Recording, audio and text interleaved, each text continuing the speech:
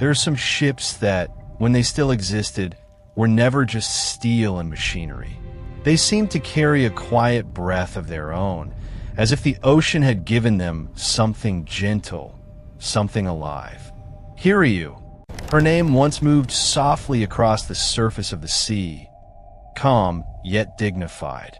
Her long hull stretched steadily forward, painted in the muted gray of war. Yet under the glow of sunset, she would take on a warmer tone, almost golden, as if even she could feel the stillness of those fleeting, peaceful moments. On her deck, footsteps passed day after day. Young sailors, some newly parted from home, others already shaped by the rhythm of the sea, lived their lives within her narrow spaces. The ship became their small, drifting world, carried across vast waters. Mornings began quietly, the wind slipping through steel edges, the distant hum of engines, light spreading slowly across the ocean surface. There was a softness to these hours, a stillness that seemed to hold everything together. At sea, time does not rush. It stretches gently, allowing thoughts to wander. Some men stood by the rail, looking out toward the horizon, thinking of places far away. Some wrote letters, carefully choosing each word. Others simply listened, to the water, to the wind, to the quiet presence of the ship itself. There were moments when the sea became like glass. Hiryu moved across it without effort, leaving only a faint trace behind. No one spoke much during those times. Silence felt natural, almost necessary. The aircraft rested on the deck, lined up neatly, like birds waiting for the right moment to take flight. But in the calm, they too seemed at rest, part of the same quiet rhythm. Hiryu was not only a carrier.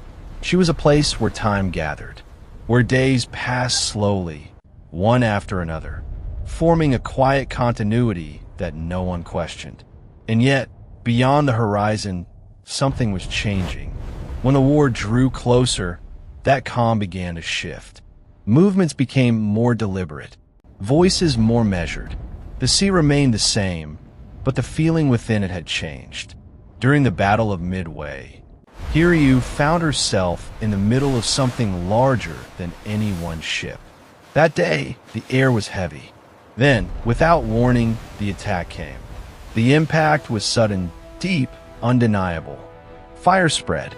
The structure of the ship trembled, not violently, but with a kind of quiet finality.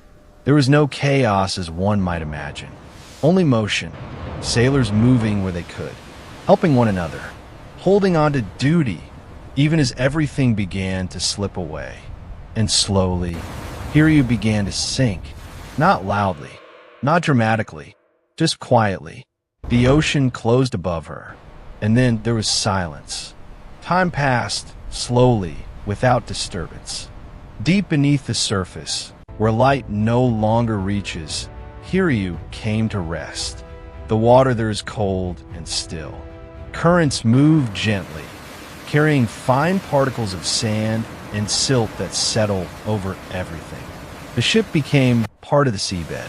When people returned to search for her, it was not an easy task. The ocean is vast. It does not reveal what it holds. Search vessels moved carefully across the water, sending signals downward, waiting for faint echoes to return. Days would pass in quiet repetition, with little to show. Then, finally, something appeared.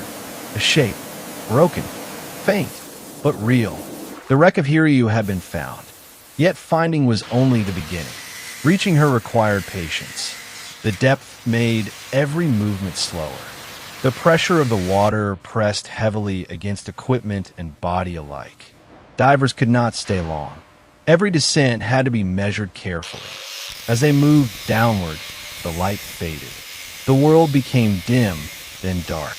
At the bottom, the ship lay still, covered in layers of sediment, parts of her buried, others exposed. Her once strong structure had weakened. Steel had softened, edges worn by time.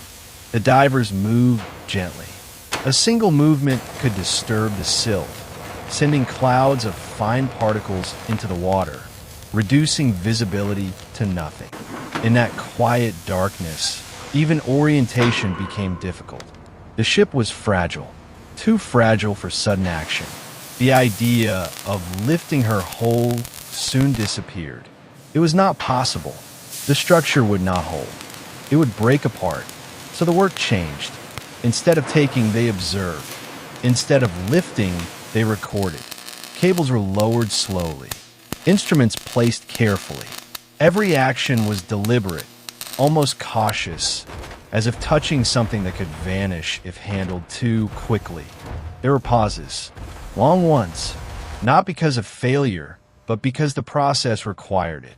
Time was needed to understand what remained, to avoid losing more. Each piece that could be brought upward felt less like a victory and more like a careful preservation, like lifting something fragile from memory. When parts of a ship finally reached the surface, they did not return as they once were. They arrived changed, worn by time, shaped by the sea. The process of restoration began not with rebuilding, but with understanding. Each piece was cleaned slowly. Salt was removed layer by layer.